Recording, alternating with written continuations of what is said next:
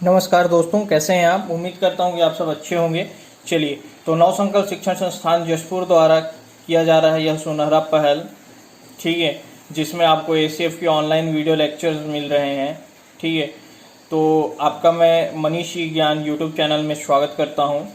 चलिए, अब आगे हम लोग जो है पिछली कक्षा में हम लोगों ने पढ़ा था आवर्त सारणी। केमिस्ट्री में हम लोगों ने आवर्त सारणी पढ़ा था, तो आवर्त सारणी को ही आगे बढ़ाएंगे। लेकिन उससे पहले हम लोग इलेक्ट्रॉनों का वितरण देखेंगे, ठीक है, कि संयोजी इलेक्ट्रॉन कैसे निकाले जाते हैं, क्योंकि संयोजी इलेक्ट्रॉन की जो प्रॉपर्टी है वो बहुत ज़्यादा मैटर करता है। ठीक है, तो इसीलिए मैंने पहले आप लोगों को आवर्त सारणी में ही ले लिया है कि इलेक्ट्रॉनों का वितरण और संयोजी इलेक्ट्रॉन कैसे निकाले जाएं। उसी के आधार पर जो आवर्त सारणी में आवर्तिता का गुण होता है उसको हम लोग अध्ययन करेंगे। ठीक है, चलिए, तो सबसे पहले विभिन्न कक्षाओं में इलेक्ट्रॉनों का वितरण को पढ़ते हैं। ठीक है, तो विभिन्न कक्षाओं में जैसे इलेक्ट्रॉनों का वितरण, सबसे पहला जो नील्स बोर और बेरी के योजना दी थी उसके अनुसार इलेक्ट्रॉन जो होता है वो नाभिक के चारों ओर उपस्थित कक्षा में चक्कर लगाते हैं और इन कक्षाओं को के एलिमेंट से व्यक्त किया जाता है। तो आपको मैं आपकी जानकारी के लिए बता दूं कि परमाणु में क्या होता है कि नाभिक होता है और बाहरी कक्षा नाभिक होता है जिसमें प्रोटॉन और न्यूट्रॉन रहते हैं। ठीक है, नाभिक रहता है जिसमें क्या क्या रहते हैं, प्रोटॉन और न्यूट्रॉन। प्रोटॉन जो होता है वो पॉजिटिव होता है, न्यूट्रॉन जो होता है वो न्यूट्रल होता है, उदासीन होता है, और इलेक्ट्रॉन जो होता है वो बाहरी कक्षा में क्या करते हैं, चक्कर लगाते हैं। बाहरी कक्षा में क्या करते हैं, चक्कर लगाते हैं। परमाणु जो होता है वो विद्युत उदासीन होता है। क्यों? क्योंकि जितने प्रोटॉन होते हैं उतने ही इलेक्ट्रॉन होते हैं। इस कारण जो परमाणु जो होता है वो विद्युत रूप से उदासीन होता है और न्यूट्रॉन पे तो कोई चार्ज होता ही नहीं है। ठीक है, तो इतना क्लियर है। तो इलेक्ट्रॉनों की जो भूमिका होती है वो बहुत ही इंपॉर्टेंट होती है। सबसे पहले किसी परमाणु में, किसी तत्व में कितने इलेक्ट्रॉन है उसका पता हम कैसे लगा सकते हैं। ठीक है, तो किसी परमाणु में जैसे किसी तत्व में मान लीजिए मैंने सिलिकॉन ले लिया। ठीक है, सिलिकॉन ले लिया। सिलिकॉन का एटॉमिक नंबर कितना है, मैंने एटॉमिक नंबर आप लोगों को याद करने को बोला है। परमाणु क्रमांक जो है वो याद करने को बोला है कि परमाणु क्रमांक कितना है। ठीक है, तो इसका परमाणु क्रमांक कितना है, 14 है। ठीक है, सिलिकॉन का परमाणु क्रमांक कितना है, 14 है। तो इसमें 14 ही इलेक्ट्रॉन होंगे और 14 ही प्रोटॉन होंगे। यदि ये अगर ये उदासीन तत्व है, ठीक है, तो इसमें जो होगा वो 14 इलेक्ट्रॉन होंगे और 14 क्या होंगे, प्रोटॉन होंगे। ठीक है, तो इलेक्ट्रॉनों की संख्या हो गई 14। अब 14 को हम लोग कैसे लिखते हैं, सबसे पहले 2 लिखते हैं, फिर 8 लिखते हैं, फिर 4 लिखते हैं। मैंने आपको बताया था 2 8 8, समझ रहे हैं, वो वाला क्रम बताया था पिछले लेक्चर में। अगर आपने पिछला लेक्चर नहीं देखा है तो जरूर उसको जाके देख लीजिए। मेरे ही चैनल में आपको पिछला लेक्चर केमिस्ट्री का मिल जाएगा। ठीक है, वीडियोस में जाइएगा, वीडियोस में नीचे जाएंगे तो आपको सारी वीडियोस मिल जाएंगी। ठीक है, वहां पर जाके आप केमिस्ट्री का लेक्चर देख लीजिए। पहला लेक्चर वो बहुत ज्यादा इंपॉर्टेंट होने वाला है आपको लिए इन सब चीजों को समझने के लिए। ठीक है, तो सबसे जो इसमें महत्वपूर्ण बात यह है कि जो KLMN कक्षाएं होती हैं, ठीक है, KLMN कक्षाएं होती हैं, उसमें जो अधिकतम इलेक्ट्रॉनों की संख्या होती है उसको कैसे भरा जाता है, 2n² से, जहां n जो है वो कक्षा का क्रम है। जैसे k के लिए n का मान 1, l के लिए n का मान 2, m के लिए n का मान 3 और n के लिए n का मान 4 होता है। अब n का मान यहाँ रखिए, तो अधिकतम इलेक्ट्रॉनों की संख्या, n का मान 1 रखेंगे तो ये 2 आएगा, 2 रखेंगे तो ये 2 दूनी 2 का स्क्वायर 4, 4 दूनी 8, 3 रखेंगे 3 का स्क्वायर 9, 9 दूनी 18, 4 रखेंगे 4 का स्क्वायर 16, 16 दूनी 32, तो 2 8 18 32 आ गया। ठीक है, समझ रहे हैं। पर ये जो बोला है नील्स बोर और बेरी ने बताया कि सबसे बाहरी कक्षा में इलेक्ट्रॉन की अधिकतम संख्या 8 है। ठीक है, यहाँ पर 18 दिखा रहा है, लेकिन अधिकतम संख्या कितनी है किसी भी कक्षा की, मतलब बाहरी कक्षा में इलेक्ट्रॉन की अधिकतम संख्या कितनी है, 8 है। ठीक है, 8 से ज्यादा आप इलेक्ट्रॉन बाहरी कक्षा में नहीं रख सकते। ठीक है, बाहरी कक्षा में आप 8 से ज्यादा इलेक्ट्रॉन नहीं रख सकते। जैसे मैंने एक कैल्शियम का उदाहरण लिया है, कैल्शियम का परमाणु क्रमांक कितना है, 20, मतलब इसमें इलेक्ट्रॉन भी कितने होंगे, 20 होंगे। ठीक है, तो ये जो इसमें 20 इलेक्ट्रॉन है, तो इसको भरेंगे, इसको लिखते कैसे हैं, सबसे पहले 2 लिखते हैं, फिर 8 लिखते हैं, फिर 8 लिखते हैं। मतलब पहला जो कक्षा होता है उसमें 2 इलेक्ट्रॉन, फिर अब बाद की कक्षा उसमें 8 इलेक्ट्रॉन, अधिकतम 8 इलेक्ट्रॉन। अगर 8 इलेक्ट्रॉन हो जाते हैं तो उससे ज्यादा के लिए अगली कक्षा में जाते हैं, उसमें भी कितने इलेक्ट्रॉन, 8 इलेक्ट्रॉन। ठीक है, उसके बाद फिर 2 लिखेंगे, ऐसा नहीं कि 2 8 और 10 लिख देंगे। ठीक है, ये चीज याद रखिएगा, क्योंकि किसी भी कक्षा में अधिकतम इलेक्ट्रॉनों की संख्या कितनी बताया है इसने, ठीक है, बाहरी कक्षा में कितनी बताई है अधिकतम इलेक्ट्रॉनों की संख्या?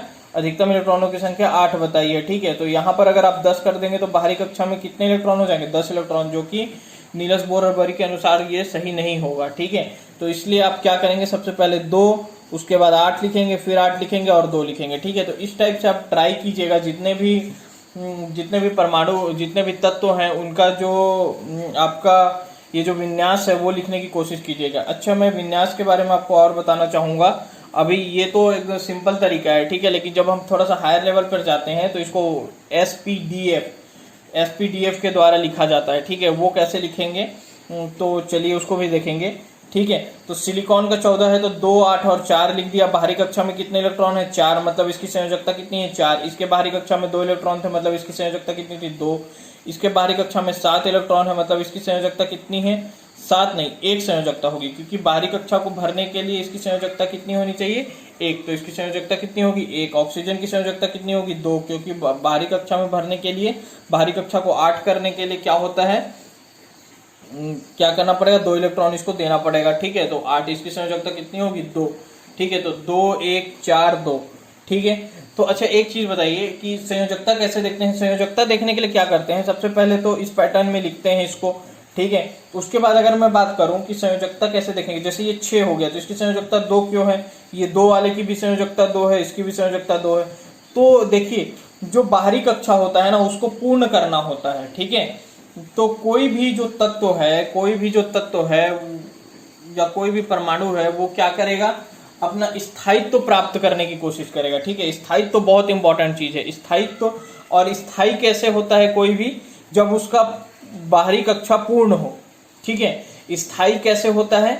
जब उसका बाहरी कक्षा पूर्ण हो। बाहरी कक्षा पूर्ण होने का मतलब बाहरी कक्षा में या तो 8 इलेक्ट्रॉन हो या तो 2 इलेक्ट्रॉन हो, तो उसको क्या बोलेंगे? बाहरी कक्षा। ठीक है, जैसे यहाँ पर, जैसे मान लीजिए मैं कोई उदाहरण ले लेता हूं। अगर मान लीजिए मैं कोई उदाहरण ले लेता हूं, जैसे मान लीजिए लिथियम का ले लेता हूं। ठीक है, लिथियम का ले लेता हूं। लिथियम का कितना होता है? 3 होता है। तो इसको कैसे लिखेंगे? 2 और 1, 3। पहले 2, फिर 8, फिर जितना भी बचता है उसको लिख दिया जाता है। तो 2 और 1 लिखेंगे, मतलब इसके बाहरी कक्षा में कितना है? 1। अब इसको या तो 8 बनाना है, या तो बाहरी कक्षा में 8 इलेक्ट्रॉन होंगे या तो 2 इलेक्ट्रॉन होंगे। तो 8 बनाने के लिए इसको 7 इलेक्ट्रॉन की जरूरत है। तो क्या इसको 7 इलेक्ट्रॉन मिल पाएंगे? 7 इलेक्ट्रॉन इसको देना ज्यादा आसान है कि इससे 1 इलेक्ट्रॉन निकालना ज्यादा आसान है? 1 इलेक्ट्रॉन निकालना ज्यादा आसान है। तो इसकी संयोजकता कितनी होगी? 1 होगी। समझ रहे हैं? इसकी संयोजकता कितनी होगी? 1 होगी। ठीक है, क्लियर है? संयोजकता कितनी होगी? लिथियम की संयोजकता 1 होगी।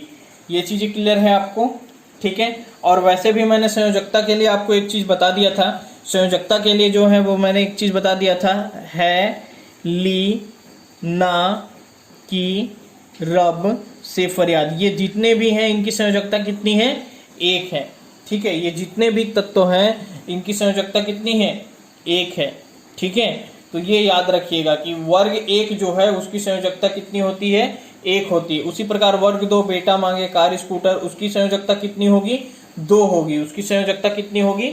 2 होगी। ये चीज को याद रखिएगा। ठीक है, चलिए, तो आप लोग थोड़ा थोड़ा इसके बारे में ओवरव्यू मिल गया है, और वीडियो आगे देखते रहिए, आपको समझ में आ जाएगा पूरा। चलिए, तो आगे बढ़ते हैं। अब देखिए, परमाणु त्रिज्या के बारे में बात करते हैं। आप संयोजकता निकालने सीख गए, किसी का भी संयोजकता निकालने सीख गए। अच्छा, मैं आपको और थोड़ा सा संयोजकता के बारे में बताऊंगा। ठीक है, चलिए, संयोजकता के बारे में अगर मैं बताऊं तो जैसे मैंने आपको बताया था, देखिए ये मैंने आपके लिए लिख के रखा है। जैसे कि मैंने आपको बताया था कि 2, 8, 18 और 32 होता है। ठीक है, 2, 8, 18 और 32। तो ये एसपीडीएफ में बट जाता है। एसपीडीएफ में बट जाता है। एस में मैक्सिमम कितने होते हैं? 2। पी का मैक्सिमम कितने होते हैं? 6। डी में कितने होते हैं? 10। और एफ में कितने होते हैं? 14। ठीक है, तो यहाँ पर एसपीडीएफ में बट जाता है। तो पहले 1s होता है, फिर 1s के बाद में 2s और 2p, फिर 3s, 3p, 3d, फिर 4s, 4p, 4d, 4f। ठीक है, अभी आप लोगों को इतना ही जरूरत है, इससे ज्यादा की जरूरत नहीं है। हालांकि इसमें एक नियम आता है जिसमें कौन पहले भरेगा। 5s जो होता है वो 4f से पहले भर जाता है। वो सारी चीजें देखने की अभी आपको जरूरत नहीं है। ठीक है, वो मैं आगे आपको पढ़ाऊंगा। ठीक है, चलिए, तो यहाँ पर 2 था तो 1s2, मतलब s में कितना भरता है 2, p में कितना भरता है 6, d में कितना भरता है 10, और f में कितना भरता है, सॉरी f में कितना भरता है 14। ठीक है, ये क्लियर है।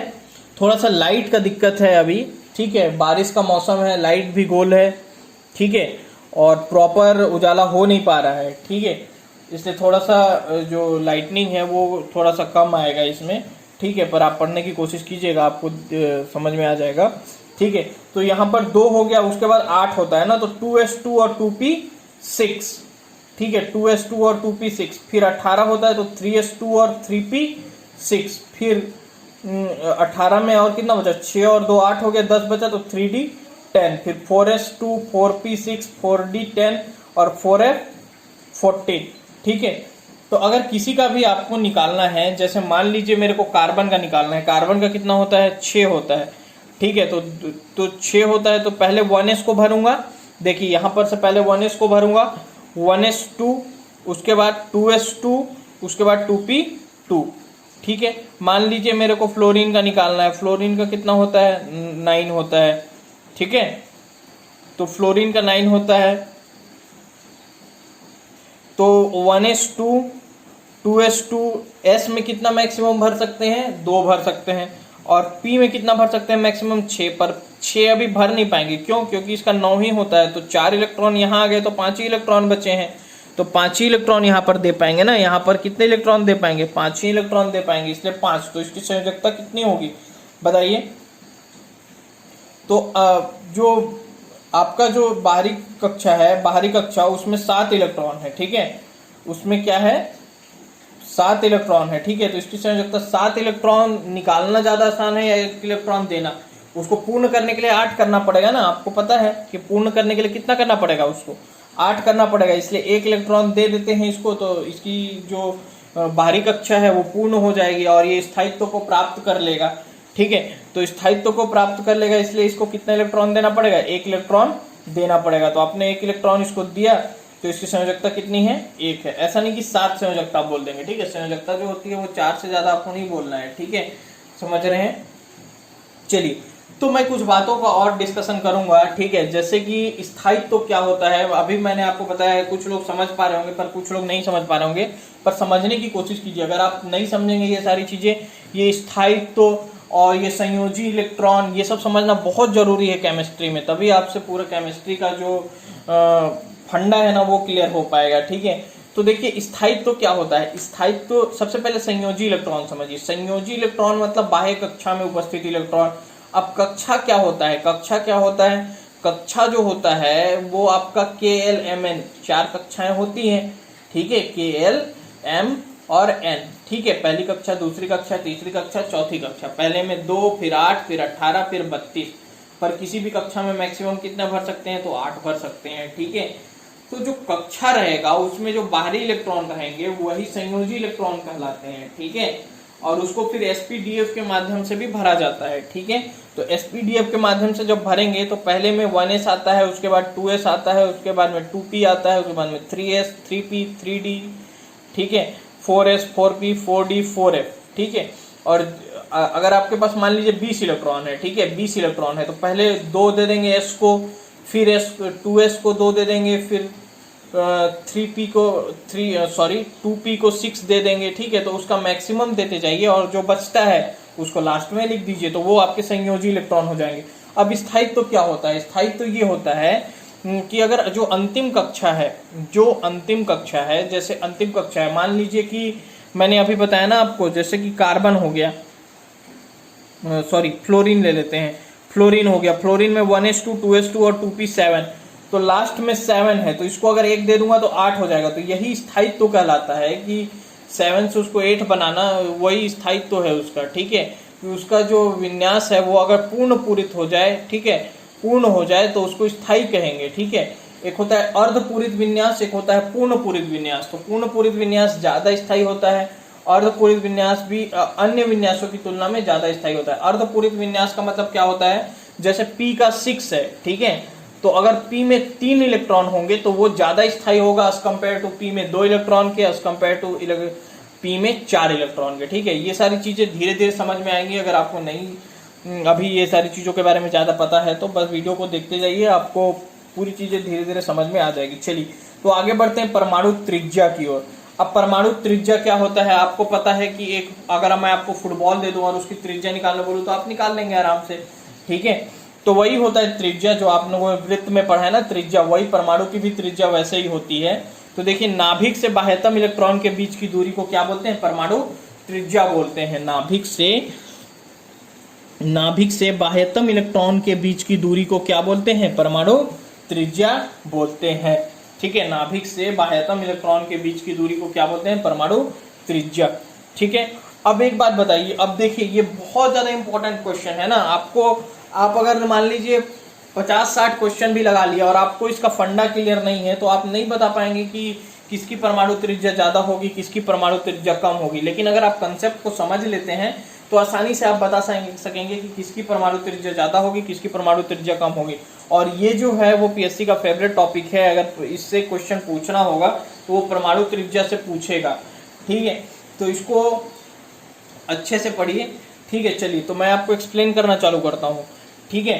तो देखिए सबसे पहले तो आवर्त होता है, ठीक है। आवर्त में जैसे आप दूसरा आवर्त बोलते हैं ना, मान लीजिए कि आपने बोल दिया दूसरा आवर्त, तो दूसरे आवर्त में कौन कौन से तत्व हैं, lithium, beryllium, boron, carbon, nitrogen, oxygen, fluorine, neon, ये किस कौन से आवर्त में है, दूसरे आवर्त में है, ठीक है। तो दूसरे आवर्त में है मतलब इसमें जो कक्षाएं हैं वो कितनी कक्षाएं हैं, 2 कक्षाएं हैं, ठीक है। समझ रहे हैं, इसमें कितनी कक्षाएं होंगी, 2 कक्षाएं होंगी, ठीक है। दूसरे आवर्त में होंगे मतलब इसमें कितनी कक्षाएं होंगी, 2 कक्षाएं होंगी। और अब बाहरी कक्षा जो होगी वो दूसरी कक्षा होगी। अगर मैं तीसरे आवर्त की बात करूंगा तो उसमें जो तीसरी कक्षा होगी वो आपकी, जैसे मान लीजिए तीसरी कक्षा में क्या होता है, सोडियम का कितना होता है, 11 होता है, ठीक है। तो उसमें 2, 8 और 1 तो 3 कक्षाएं हुई ना, 2, 8 और 1 तो 3 कक्षाएं हुई। तो ऐसा ही दूसरे आवर्त में कितनी कक्षा, 2 कक्षा, तीसरे आवर्त में कितनी कक्षा, 3 कक्षा।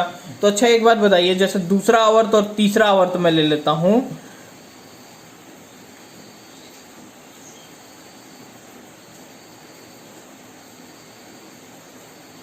ठीक है, ये तीसरा आवर्त ले लिया। अब दूसरे आवर्त में लिथियम वाले का बनाऊंगा, जैसे मैं यहां पर बना के भी रखा हूं, ठीक है। यहां पर मैंने बनाया था, ये पीछे बनाया है, ठीक है। जैसे मैंने यहां पर ऑक्सीजन का बनाया है, ठीक है। ऑक्सीजन जो होता है वो दूसरी, यहां पर देखिए ऑक्सीजन जो है वो दूसरे वाले में आता है और सिलिकॉन जो होता है वो तीसरे वाले में आता है। यहां पर से देखिए, ठीक है, ऑक्सीजन जो होता है वो दूसरे वाले में आता है। तो दूसरे वाले जितने भी हैं उसमें 2 कक्षाएं हैं, 2 कक्षाएं हैं, और तीसरे वाले में कितनी कक्षाएं हैं, 3 कक्षाएं हैं, ठीक है। तो एक बात बताइए, कौन सा आपको परमाणु जो है वो बड़ा दिख रहा है, ऑक्सीजन का कि सिलिकॉन का? ऑब्वियसली सिलिकॉन में 3 है तो 3 कक्षाएं हैं, इसमें 2 ही कक्षाएं हैं, तो 1 कक्षा बढ़ गई, इसलिए ये परमाणु क्या होगा, बड़ा होगा, और ये परमाणु क्या होगा, छोटा होगा, ठीक है। तो जिसमें जितनी ज्यादा कक्षाएं होंगी वो उतना ही बड़ा होगा। लेकिन अगर दोनों में समान कक्षाएं होंगी, समान कक्षाएं मतलब ऑक्सीजन में भी 2 कक्षा और फ्लोरीन में भी कितनी कक्षा, 2 कक्षा, तो दोनों कक्षाओं में अब कौन सा परमाणु बड़ा होगा, तो इसको ध्यान से समझिएगा, ठीक है। चलिए अब एक बात बताइए, इसमें 7 इलेक्ट्रॉन बाहर में है, इसमें कितने इलेक्ट्रॉन बाहर में है, 7 इलेक्ट्रॉन बाहर में हैं, और इसमें कितने इलेक्ट्रॉन बाहर में है, 6 इलेक्ट्रॉन बाहर में है, ठीक है। समझ रहे हैं, तो 7 इलेक्ट्रॉन जो है, नाभिक जो है वो 7 इलेक्ट्रॉनों को खींचेगा तो उसको ज्यादा फोर्स से खींचेगा, ठीक है। समझ रहे हैं, 7 इलेक्ट्रॉनों का अगर यहाँ पर अगर ज्यादा इलेक्ट्रॉन है तो नाभिक में भी ज्यादा प्रोटॉन होंगे, नाभिक में ज्यादा प्रोटॉन होंगे, तो नाभिक जो है वो ज्यादा इलेक्ट्रॉनों को क्या करेगा, ज्यादा खींचेगा। तो फ्लोरीन जो होगा वो क्या हो जाएगा, छोटा हो जाएगा, क्योंकि इसमें ज्यादा इलेक्ट्रॉन है और उसमें जो खिंचाव बल है वो ज्यादा लग जाएगा, ठीक है। खिंचाव बल जो है वो ज्यादा लग जाएगा, और खिंचाव ज्यादा लगेगा, बल ज्यादा लगेगा, और ज्यादा बल से खींचेगा तो उसको ज्यादा खींच देगा। यहाँ 7 इलेक्ट्रॉन है और यहाँ पर 6 इलेक्ट्रॉन है, तो 6 इलेक्ट्रॉन वाले को थोड़ा सा कम बल से खींचेगा, 7 इलेक्ट्रॉन वाले को थोड़ा सा ज्यादा बल से खींचेगा, ठीक है। इतना समझ में आ रहा है। तो होगा क्या, अगर मैं बात करूं तो फ्लोरीन जो होगा वो छोटा होगा ऑक्सीजन से। बस मैंने किस आधार पे बता दिया, मैंने किस आधार पे इसको बता दिया। चलिए, तो मैंने इसको इस आधार पे बताया कि जिसके बाहरी कक्षा में जितने ज्यादा इलेक्ट्रॉन होंगे उसको उतना ज्यादा से खींचेगा वो, और वो समान कक्षाओं में जिसमें बाहर में ज्यादा इलेक्ट्रॉन होंगे वो ज्यादा छोटा होगा एज कंपेयर टू ऑक्सीजन के। ठीक है, तो अगर मैं यहाँ पर से देखूं तो देखिए यहाँ पर से लिथियम का 3, 4, 5, 6, 7, 8 और 9 परमाणु क्रमांक है। इसके बाहर में 1 इलेक्ट्रॉन, इसके बाहर में 2 इलेक्ट्रॉन, इसमें 3, इसमें 4, इसमें 5, इसमें 6, इसमें 7। तो सबसे कम इलेक्ट्रॉन किसमें, इसमें। तो इसकी ये जो है वो सबसे बड़ा होगा और ये जो है वो सबसे छोटा होगा। ठीक है, तो ये चीज समझ में आ गया। बस आपको इलेक्ट्रॉन देखना है, इलेक्ट्रॉन ज्यादा है तो खिंचाव बल ज्यादा। आपको क्या समझना है, इलेक्ट्रॉन ज्यादा तो खिंचाव बल ज्यादा, और खिंचाव बल ज्यादा बल से खींचेगा तो वो ज्यादा छोटा हो जाएगा। ठीक है, इतना समझना है। ठीक है, तो ज्यादा छोटा हो जाएगा, समझ में आ रहा है। अब अगर ये ज्यादा छोटा हो गया तो दूसरा वाला ज्यादा बड़ा हो जाएगा। ठीक है, तो इतना समझ में आ गया आपको कि lithium, beryllium, boron, carbon, nitrogen, oxygen, fluorine में जो ऑर्डर होगा वो क्या होगा। तो इसको हम लोग कैसे कंक्लूड कर सकते हैं, इसको हम लोग ऐसे कंक्लूड करेंगे कि आवर्त में बाएं से दाएं जाने पर नाभिकीय आवेश बढ़ता है और परमाणु त्रिज्या घटती है। परमाणु त्रिज्या क्या होती है, घटती है। तो ये आप भी याद रखिएगा कि आवर्त में बाएं से दाएं जाने पर परमाणु त्रिज्या क्या होती है, घटती है। ठीक है, अब चलिए परमाणु त्रिज्या की बात करते हैं कोषों की संख्या के साथ, कोषों की संख्या या कक्षाओं की संख्या। ठीक है, तो आपको पता है कि जैसे जैसे आवर्त सारणी में हम लोग नीचे जाते हैं, आवर्त सारणी में जैसे ये मैंने बनाया था लिथियम के बाद सोडियम। ठीक है, तो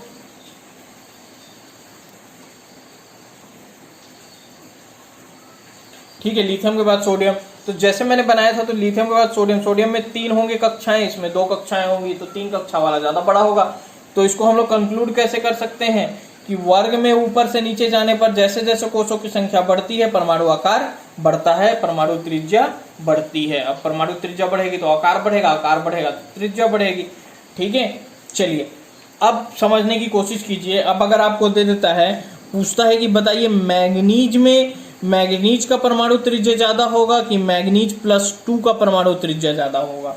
ठीक है, आपसे क्या पूछता है कि मैग्नीज का परमाणु त्रिज्या ज्यादा होगा या मैग्नीज +2 का परमाणु त्रिज्या ज्यादा होगा। ठीक है, चलिए, तो आपको पता है कि मैग्नीज का जो परमाणु क्रमांक होता है वो कितना होता है या इसमें इलेक्ट्रॉन कितने होते हैं। तो मैंने आपको एक ट्रिक बताया था, 20 तक आपको परमाणु क्रमांक याद करने को बोला था। 20 तक परमाणु क्रमांक याद करिए। उसके बाद में एक ट्रिक बताया था, सीटी वक्र में फेंको निकोजन। अगर आपको याद नहीं है मैग्नीज का तो वहां पर से आप देख सकते हैं। तो सीटी वक्र, ठीक है, यहां पर से आइए, CTVCR वक्र में मतलब MN। तो 20 से 21, 22, 23, 24, 25 अगर आपको याद नहीं है। ठीक है, याद है तो आप डायरेक्ट बोलेंगे कि मैग्नीज का कितना है, 25 है। ठीक है, तो ऐसे आप याद कर सकते हैं। ठीक है, तो मैग्नीज का कितना हो गया, 25 हो गया। ठीक है, समझ रहे हैं, मैग्नीज का क्या हो गया, 25 हो गया। इसमें कितने इलेक्ट्रॉन होंगे, 25 इलेक्ट्रॉन होंगे। ठीक है, इसका देखिए विन्यास कैसे लिखेंगे, पहले 1s लिखते हैं, उसके बाद 2s लिखते हैं, 2p लिखते हैं। ठीक है, उसके बाद 3s लिखते हैं, 3p लिखते हैं, 3d लिखते हैं, 4s लिखते हैं, 4p लिखते हैं। ठीक है, अब भरते जाइए, 2 और 2 4, 4p में 6 भराता है, 4 6 10, 10 और 2 12, 12 6 18, 18 और 10 हो जाएगा यहाँ पर 28। तो 10 नहीं भरेंगे हम लोग, कितना भरेंगे, 18 और 7 25। तो डी में कितना आ रहा है, 7 आ रहा है। ठीक है, समझ रहे हैं, इसका कैसे लिखा हमने, डी में कितना आ रहा है, 7 आ रहा है। तो इसको हम लोगों ने कैसे लिखा वो समझ में आ गया। ये 4s 4p की जरूरत नहीं है, पहले आप 1s 2s 2p 3s 3p 3d लिख दीजिए। उसके बाद ज्यादा ज्यादा भरते जाइए, s में अधिकतम 2, p में अधिकतम 6, d में अधिकतम 10। ठीक है, तो 7 आ रहा है। ठीक है, समझ रहे हैं।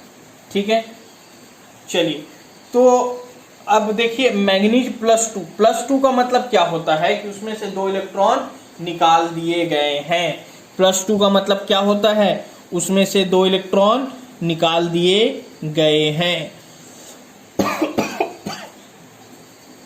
तो अगर 2 इलेक्ट्रॉन निकाल दिए गए हैं तो उसमें कितना बचेगा, मैग्नीज +2 में कितना बचेगा, 23 बचेगा।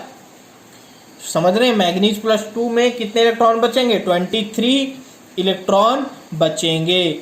ठीक है, समझ रहे हैं, 23 क्या बचेंगे, इलेक्ट्रॉन बचेंगे। तो 23 इलेक्ट्रॉन बचेंगे तो फिर से वही 1s 2s 2p 3s 3p 3d, 2 2 4 6 10 10 और 2 12 12 6 18 18 और 5 23। तो डी में कितना बचा है, 5 बचा है। तो यहाँ पर देखो 5 ही इलेक्ट्रॉन है और यहाँ पर देखो 7 इलेक्ट्रॉन है।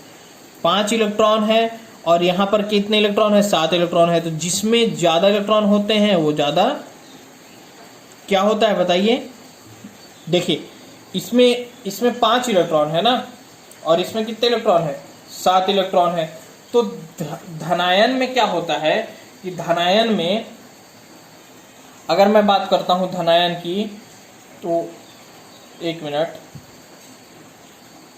हाँ, तो देखिए इसको सिंपल तरीके से कैसे याद रखना है, मैं सिंपल तरीका आपको एकदम बताता हूँ। ठीक है, ये तो मैंने लिखने का तरीका बता दिया। ठीक है, ये एक्चुअली जो पहले बताया था उससे डायरेक्ट नहीं हो पाएगा, क्योंकि इसमें देखो मैग्नीज +2 की अगर मैं बात करूंगा तो इसमें अगर मैं पूछूंगा आपसे कि इलेक्ट्रॉन कितने हैं, प्रोटॉन कितने हैं, न्यूट्रॉन कितने हैं, ये बताइए, तो आपको आप कितना बोलेंगे, चलिए बताइए, मैग्नीज +2 में कितने इलेक्ट्रॉन होंगे। ठीक है, इलेक्ट्रॉन तो अभी अभी मैंने आपको बता दिया कि मैग्नीज में 25 होते हैं। तो जो मैग्नीज +2 है मतलब 2 इलेक्ट्रॉन हट गए तो कितने इलेक्ट्रॉन होंगे, 23 इलेक्ट्रॉन होंगे। और प्रोटॉन कितने होंगे, जितना उसका परमाणु क्रमांक होता है, मैग्नीज का परमाणु क्रमांक कितना होता है, 25, तो 25 क्या होंगे, प्रोटॉन होंगे। ठीक है, ये चीज समझ में आ रहा है। इलेक्ट्रॉन 23 और ये क्या होगा, ये कितना होगा, 25 होगा। ठीक है, ये चीज समझ में आ रहा है, ये समझ में आ रहा है। तो वहां पर उदासीन परमाणु के बारे में बात था, तो इसको सिंपल तरीके से कैसे समझेंगे, एकदम सिंपल तरीके से। देखिए एकदम सिंपल तरीके से ऐसे समझिए कि मैग्नीज था, ठीक है, बाहर में कुछ इलेक्ट्रॉन थे, उसमें से 2 इलेक्ट्रॉन निकल गए। ठीक है, उसमें से 2 इलेक्ट्रॉन निकल गए तो अब कम ही इलेक्ट्रॉन बचे। तो 25 जो है वो पहले मान लीजिए कि 23 को खींच रहा था, 25 जो है वो किसको खींच रहा था, 25 पहले 25 को, यहां पर 25 पहले किसको खींच रहा था, 25 को खींच रहा था। ठीक है, यहां पर 25 जो है वो कितने को खींचेगा, सिर्फ 23 को खींचेगा। ठीक है, तो एक बार बताइए, तो ज्यादा कौन खींच पाएगा, 23 वाले को आसानी से खींच पाएगा, मतलब आसानी से खींच पाएगा, ज्यादा बल से खींच पाएगा। तो ये ज्यादा बल से खींच पाएगा मतलब क्या होता है, ज्यादा बल से खींच पाएगा मतलब ये छोटा हो जाएगा। ठीक है, तो जो मूल परमाणु होता है, धनायन जो होता है वो छोटा होता है। ठीक है, तो कैसे याद रखेंगे इसको, याद ऐसे रखेंगे कि धनायन में क्या होता है कि कुछ परमाणु कुछ इलेक्ट्रॉन निकल जाते हैं। धनायन में क्या होता है, कुछ इलेक्ट्रॉन निकल जाते हैं, अतः कम इलेक्ट्रॉनों को आसानी से खींच पाता है, इसलिए उसका आकार छोटा हो जाता है। ठीक है, जितने ज्यादा धनायन होंगे उसका आकार उतना ही छोटा होगा। ऋणायन में क्या होगा, अब देखिए ऑक्सीजन का कितना होता है परमाणु क्रमांक, 8। ठीक है, अब इसमें 1 इलेक्ट्रॉन और आ गया तो इसका जो है इसमें 8 प्रोटॉन और 8 इलेक्ट्रॉन, 8 इलेक्ट्रॉन और 8 प्रोटॉन, इसमें जो है वो कितना हो जाएगा,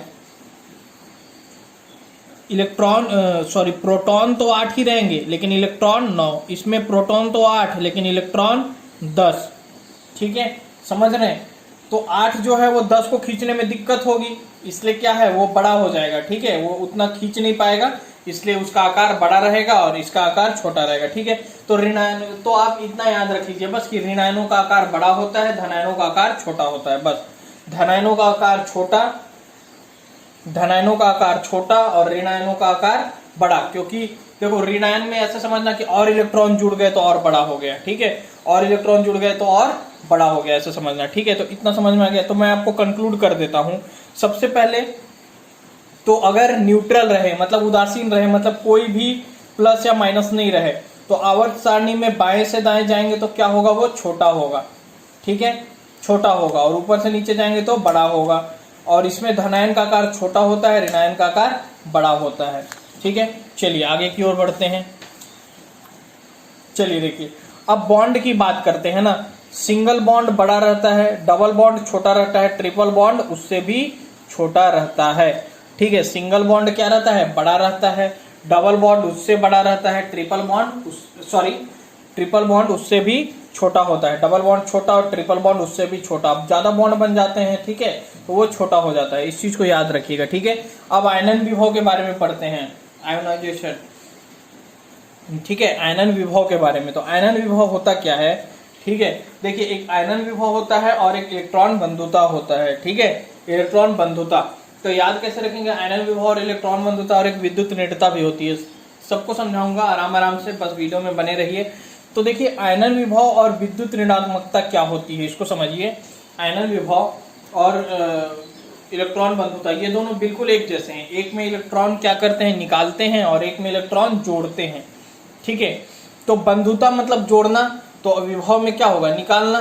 ठीक है, इलेक्ट्रॉन बंधुता में क्या होता है, इलेक्ट्रॉन जोड़ते हैं, और आयनन विभव में क्या होता है, इलेक्ट्रॉन निकालते हैं। ठीक है, तो देखिए अगर जो तत्व है वो अगर ठोस अवस्था में है तो उससे इलेक्ट्रॉन निकालना संभव नहीं है। ठीक है, तो उसको हम लोग कौन सी अवस्था में ले लेते हैं, गैसीय अवस्था में ले लेते हैं। ठीक है, उसको हम लोग कौन सी अवस्था में लेते हैं, गैसीय अवस्था में लेते हैं। ठीक है, तो विलगित गैसीय अवस्था से उसकी मूल अवस्था में सबसे ढीले बंधे इलेक्ट्रॉन को निकालने के लिए आवश्यक ऊर्जा को आयनन विभव कहते हैं। ठीक है, आयनन विभव मतलब एक इलेक्ट्रॉन निकालने के लिए जितनी ऊर्जा की आवश्यकता होती है उसको क्या बोलते हैं, आयनन विभव बोलते हैं। तो एक इलेक्ट्रॉन निकालेंगे, उसके बाद फिर एक इलेक्ट्रॉन निकालेंगे, फिर एक इलेक्ट्रॉन निकालेंगे। तो एक इलेक्ट्रॉन निकाले तो प्रथम आयनन विभव, और एक इलेक्ट्रॉन निकाले तो दूसरा आयनन विभव, और एक इलेक्ट्रॉन निकाले तो तृतीय आयनन विभव। तो वही चीज बताया मैंने कि तृतीय आयनन विभव, द्वितीय आयनन विभव और प्रथम आयनन विभव। तो तृतीय आयनन विभव मतलब तीसरा इलेक्ट्रॉन निकालने के लिए और ज्यादा ऊर्जा की आवश्यकता पड़ेगी, द्वितीय आयनन विभव निकालने के लिए कम, प्रथम के लिए और कम। ठीक है, तो ऐसा समझ के चलिए कि परमाणु जितना छोटा होता जाएगा उससे इलेक्ट्रॉन निकालना उतना ही टफ होता जाएगा। ठीक है, तो बस इतना समझिए कि जितना उसको खींच के, जितना बल से खींच के रखा है उतना ही उसको देना पड़ेगा एनर्जी, तब तो निकल पाएगा। ठीक है, समझ रहे हैं। चलिए अब एक होता है ऊर्ध्वपातन ऊर्जा। ऊर्ध्वपातन ऊर्जा क्या होता है कि वही मैंने जो बताया आपको, ठोस अवस्था में किसी परमाणु से इलेक्ट्रॉन को नहीं निकाला जा सकता, अतः इसे गैसीय अवस्था में परिवर्तित करते हैं। इसके लिए आवश्यक ऊर्जा को ऊर्ध्वपातन ऊर्जा कहते हैं। ठीक है, ठोस अवस्था से गैसीय अवस्था में परिवर्तन वैसे भी क्या कहलाता है, ऊर्ध्वपातन ही कहलाता है, इसलिए इसको ऊर्ध्वपातन ऊर्जा कहते हैं। ठीक है, अब उसके बाद में परमाणु आकार। ठीक है, परमाणु आकार छोटा होगा तो आयनन विभव ज्यादा लगेगा। आपको पता है कि छोटा जो ज्यादा बल से खींच के रखा है, बड़ा जो कम बल से खींच के रखा है, तो इससे निकालना टफ है, इससे निकालना आसान है, बड़ा चीज से आराम से निकाल लो एक तो। ठीक है, तो परमाणु आकार जो होता है वो आयनन विभव का व्युत्क्रमानुपाती होता है। ठीक है, समझ रहे हैं। चलिए आगे बढ़ते हैं। अब उपकोषों की वेधन शक्ति। ठीक है, SPDF। तो S छोटा होता है, P बड़ा होता है, D उससे बड़ा होता है, F उससे बड़ा होता है। ठीक है, तो S से निकालना क्या होगा, कठिन होगा। P से निकालना क्या होगा, तो S की तुलना में आसान। उसके बाद D से थोड़ा और आसान, F से और आसान। ठीक है, समझ रहे हैं। अब देखिए, अब जो मैंने आपको वहां पर अस्थायित्व तो पढ़ाया था ना, वो यहीं पर काम आएगा। बताइए S में कितने होते हैं मैक्सिमम, 10। P में कितने होते हैं, S में कितने होते हैं, 2। P में कितने होते हैं, 6। D में कितने होते हैं, 10। और F में कितने होते हैं, 14। ठीक है, समझ रहे हैं, क्लियर हो रहा है। तो चलिए आगे बढ़ते हैं। तो देखिए अगर S में अगर 2 है, देखिए ऐसा कुछ आ रहा है कि S के अगर बाहरी कक्षा में आपने विन्यास लिखा, जो विन्यास आपको मैं निकालने बताया था ना, लिखने बताया था, ऐसे 1S 2S 2P 3S 3P 3D 4S 4P। ठीक है, जो आपको मैंने लिखने बताया था, इसमें बस आपको क्या करना है, इसमें बस आपको भरते जाना है। S में 2 होता है, P में 6 होता है, D में 10 होता है, F में 14 होता है। ठीक है, ये बस आपको क्या करना है, भरते जाना है। ठीक है, चलिए तो आगे बढ़ते हैं।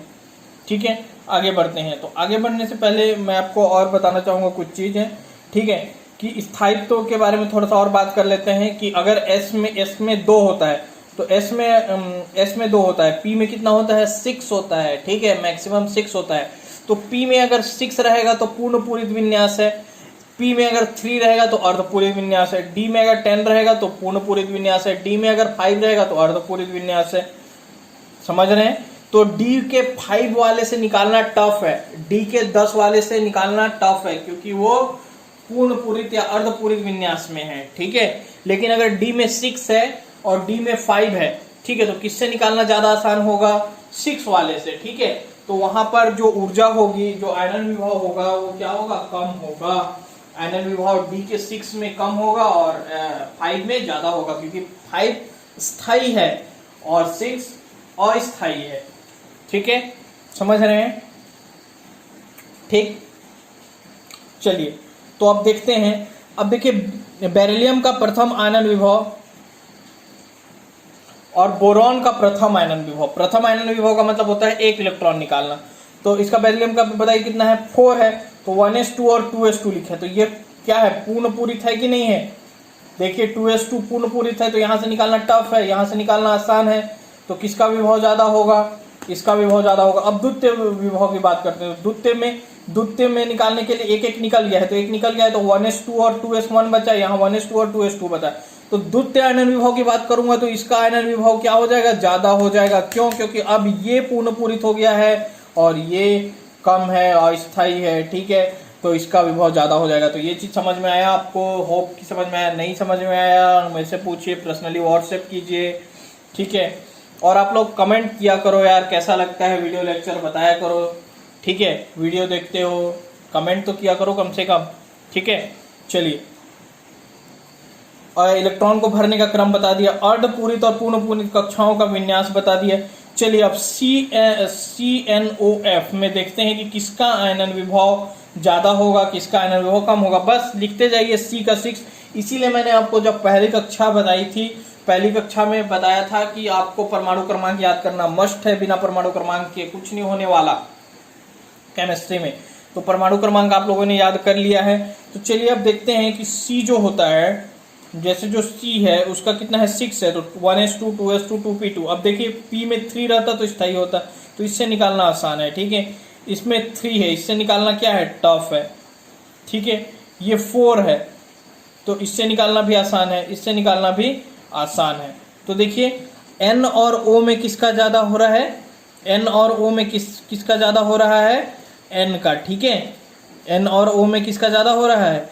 N का। तो C में सबसे कम, उसके बाद O में, उसके बाद N में, उसके बाद F में। बस यहीं पर डिफरेंस है, ये तो आगे ही रहेगा। क्योंकि देखिए आवर्त सारणी में जब आप बाएं से दाएं जाते हैं, आवर्त सारणी में जब आप बाएं से दाएं जाते हैं तो परमाणु आकार क्या होता है? घटता है। परमाणु आकार क्या होता है? घटता है। मतलब आयनन ऊर्जा क्या होनी चाहिए? बढ़नी चाहिए। तो आयनन ऊर्जा तो बढ़नी चाहिए, मतलब ये कैसा होना चाहिए? CnOF होना चाहिए। पर यहाँ पर चेंज हो जाता है, यहाँ पर चेंज हो जाता है। क्यों चेंज होता है? यहाँ पर क्यों चेंज होता है? क्योंकि यहाँ पर ये एक अस्थायी विन्यास में है, एक अस्थायी विन्यास में है, इसलिए ये चेंज हो जाते हैं। समझ में आ गया? चलिए आगे बढ़ते हैं।